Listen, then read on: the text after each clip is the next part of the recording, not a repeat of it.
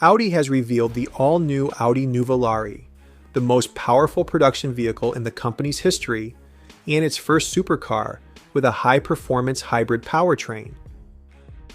The Nuvolari uses a mid-engine hybrid layout built around a 4-liter V8 biturbo petrol engine and 3 axial-flux electric motors.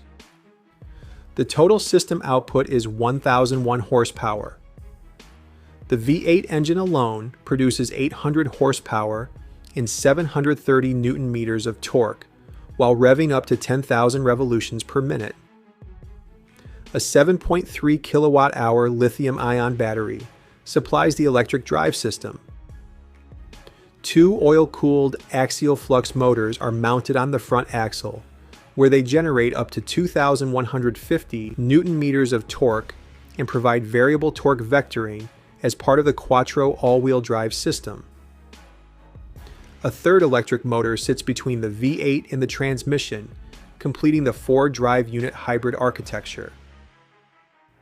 Performance figures place the Nuvolari firmly in hypercar territory.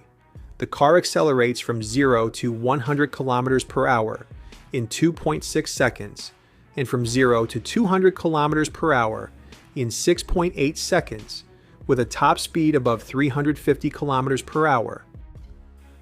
The chassis introduces Quattro Predictive Ride, a next-generation all-wheel drive control system that uses sensor data including steering angle, acceleration, yaw rate, and grip level to anticipate traction loss. The system coordinates torque distribution, brake interventions, and active aerodynamics to stabilize the car during cornering, hard acceleration, and changing road conditions.